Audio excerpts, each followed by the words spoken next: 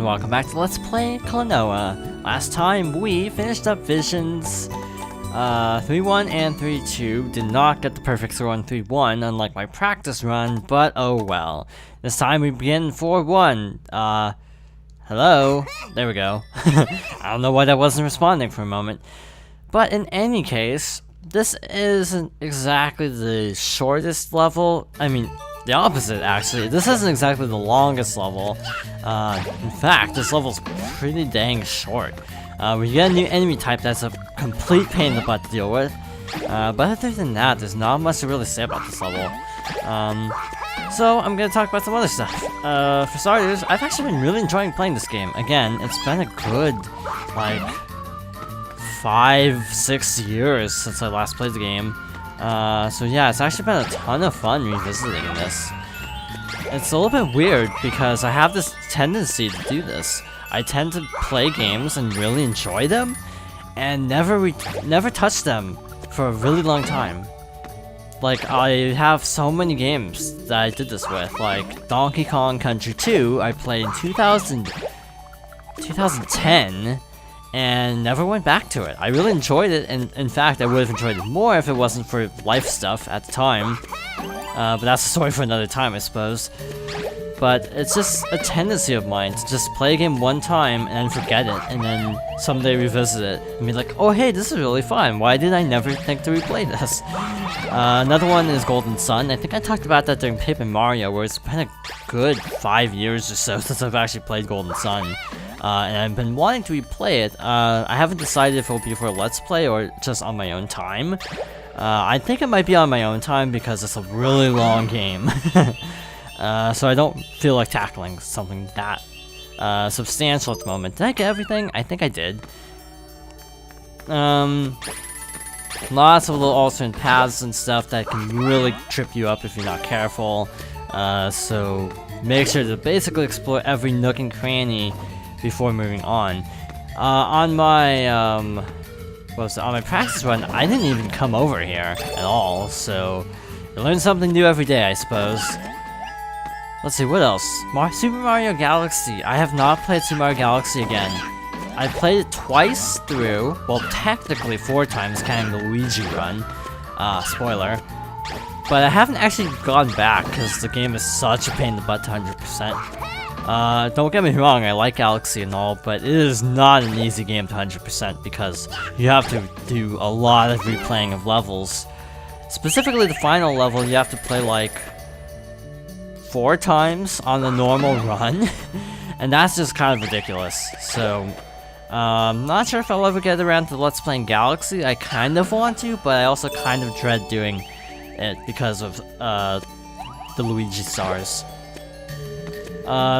Galaxy 2, I dread because of all the green stars and also the perfect run. So, Galaxy 2 is probably not gonna happen for a while. If anything, if we ever do another 3D Mario, it will be 64 because it's chronologically the next one I played. On a technicality, I played Sunshine first, which is like really baffling to a lot of people. Like, oh my gosh, you never played 64? And frankly, it helps my enjoyment of Sunshine because I had nothing else to compare it to. But basically, a problem with Sunshine I do have and fully confess to is that 64, I feel like, had an excuse because it was really ancient. Sunshine doesn't get that luxury because it's not as old, and they definitely should have fixed a lot of 64's problems by then. I still enjoy the game a lot. I chalk it up to nostalgia though. But yeah, I've been enjoying Let's Playing partly just because it gives me an excuse to revisit so many old games that I haven't played in years. Some games I haven't even played in probably around a decade, actually. As strange as that sounds. Like, oh, what would be a good example of that? Like, oh, let's see. It's gotta be something. Like, it's probably been close to a decade since I've played, something like, oh, what would be a good example?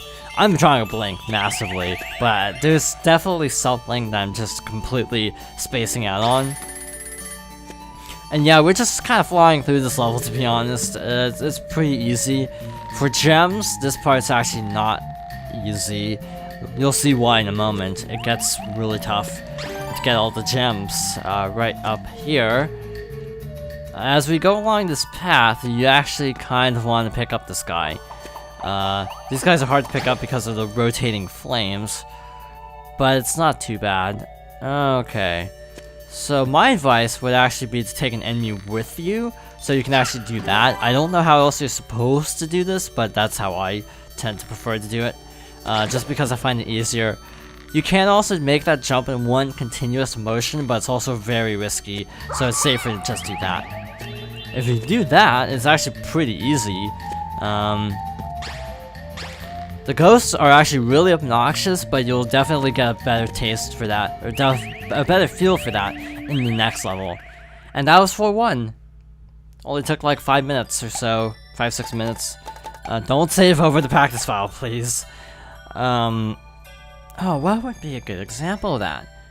Actually, Galaxy 1 might be closer to a decade. Galaxy 2, of course, came out in 2010, so that's been more like 5 or 6 years since I last played it.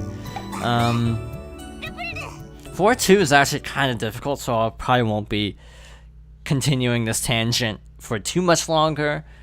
Let's see. Yeah, I actually played the DKC games out of order. I actually played Diddy Kong's Double Trouble before actually playing the original. And I've never no wait, Dixie Kong's Quest. Diddy's Conquest, that's the name of it. So there's an egg there, you want to spawn it, and then this guy conveniently comes and you can use him as a weapon. Now definitely hit this checkpoint because there's a lot of important stuff to actually grab on this path, like that extra life. Momentum will mess you up, so you definitely want to hit the checkpoint in case you miss anything. A perfect run here is actually really cool, but it's also very difficult. But yeah, you might want to hold left here to slow your movement, just like basically regain a bit of control. And that's basically the end of our little auto-scroller portion, luckily for us. This level's also way shorter than the ones we've been dealing with. No complaints though, to be honest. It's a little bit imbalanced, and these guys are the worst. These guys will constantly get in your way. They're the reason the stage is actually, in my opinion, really frustrating.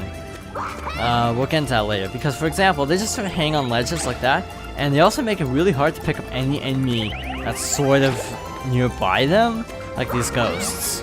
So it actually gets... oh shoot, I screwed that up, didn't I? Nope, there's a ghost. But yeah, these ghosts in combination with these slow-moving enemies that you can't jump on make this incredibly painful to go through, and it's kind of a pain in the butt, to be honest. There we go, activate that switch, and the crystal wall opens up. What else? Oh boy. Super Mario Bros. 2. I haven't played Super Mario Bros. 2 in ages. That's actually probably a good example of something I haven't played in 10 years, because it's been a while. 2's my least favorite of the originals, so can't blame me, I suppose. Most people don't like 2. I like 2, I just don't like it as much as the others. That's the nicest way I can put it, basically. 2's a good game, it's just not the best. It's the weakest Mario, basically. There we go, got an extra life and tons of gems. And you may be thinking to yourself, why do we need so many lives? And my answer is, I have no idea. I legitimately have no idea why you would need this many lives. It feels a little bit ridiculous, to be honest. Okay, go down here. This is actually a pretty missable area, actually. I missed it on my practice run, actually, which actually really messed up my gem count. My gem count was way off in this level, and it's because I forgot this secret area. But again, replaying games after this much time is actually really nice, because it's like playing the game all over again. Games like Super Mario Bros. 3 I play so often that I basically know the game like the back of my hand, so it's kinda tedious, to be honest. But it's actually really nice revisiting a game like this, where I actually barely remember it. Though I am doing a practice run, I don't expect that to really be helping too much, because even with a practice run, I'm still making a lot of mistakes, like dying and stuff. So I'm glad that the practice run isn't making it too professional, I suppose. It's still sort of blind. It's just because these levels I'm not familiar with, so it's not like I'm memorizing everything in one playthrough. I suppose you could chalk it up to making up for lost time. You know, since, again, the last time I played this game was years ago, and I'm essentially doing 2 playthroughs at once. And that's part of the reason why Golden Sun is kind of out of the question, because I would have to do the same thing. But also doing a role-playing game twice at the same time is kind of daunting, so yeah, that's probably not gonna happen unless I just hyped it as a blind run, which RPGs blind are very difficult from what I gather. I've never done one blind, to be fair, but I would suspect it would be very difficult. With that, we have finished up Fort 2 and made it back home. You made it back safely. How does he see? Thank goodness, it looks like he's okay. Oh, snap. Hee. Now I'll take that pendant if you don't mind. Uh-oh. That's not good. Not good at all. What is that? No, Grandpa. Oh no.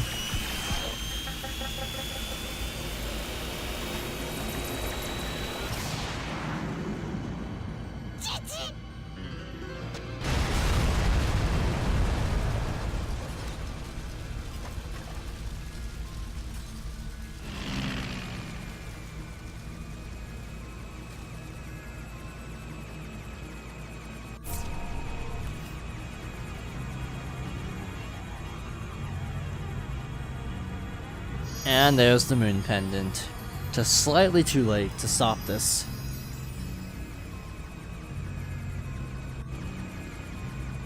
It's actually kind of dark for a kid's game, actually. Like, seriously. So going through here, we actually get to our boss, as we give chase. This boss kind of sucks. Alright, that's far enough. I guess you weren't just a little too late. Guess you were just a little too late. It's really too bad.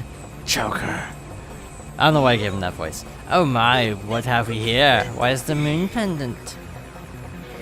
How very unexpected. You monster. Anyway, now I have what I came for. All that's left is to get rid of you two. Got the 2 bombs, breaking the 2 bridge connectors. Luckily for us, the top bridge connectors were left unscathed. Be careful, Klonoa. And now I happily bid you a fond farewell. Stop, you coward. And we have our boss. This boss is really obnoxious because of a couple reasons, but his weakness is very apparent. First time I played this, I did not understand how this boss worked at all, and it took forever, but basically hit the gems. I don't know if those are actually supposed to be gems, but what else could they be? Just hit the gems, and for some reason, sometimes the hit detection is a little bit wonky, so just keep that in mind. If you actually know what you're doing, this boss goes really fast, but if you don't, it can actually take a while. AKA, my first playthrough took forever because I didn't know that you could hit the gems. I was just targeting the boss's main body and head, not the gems. Once you know to target the gems... Actually, we didn't even see one of his attacks. He has an attack where he actually summons pillars of crystal, and you actually have to sort of maneuver around them as the platform swings towards them. We didn't even see that attack. That's actually kind of hilarious. Klonoa, I'm sorry. I couldn't stop them from taking the pendant. Don't try to talk right now. It's too late for me. I know that. Did you talk to the chiefess? That's good. You're a brave boy. It seems the wheels of fate have begun to turn. We didn't have much time, but you made me very happy. My wonderful child of the wind. Grandpa, you must get that pendant back. Because, Klonoa, that is your... Grandpa, you gotta save your strength. It is your destiny.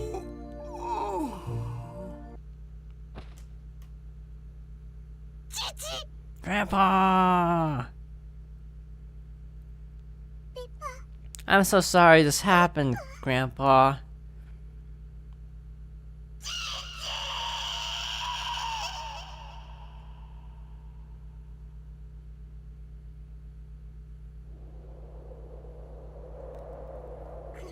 Klonoa.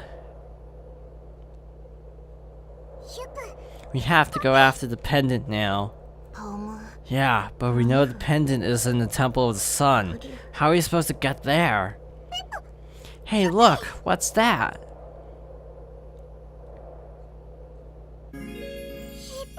Isn't she from Jugpot? Pamela? I didn't know she could fly. King Seedoff and the Chiefess of Forlock Forest told me everything that happened. Come, get up on my back.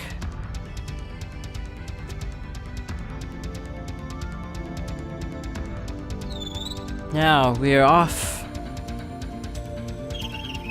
to the Temple of the Sun. I thought the house was more blown up than that.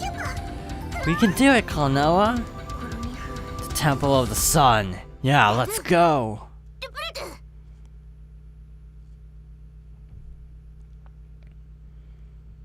So on that note, we have completed Vision 4-2.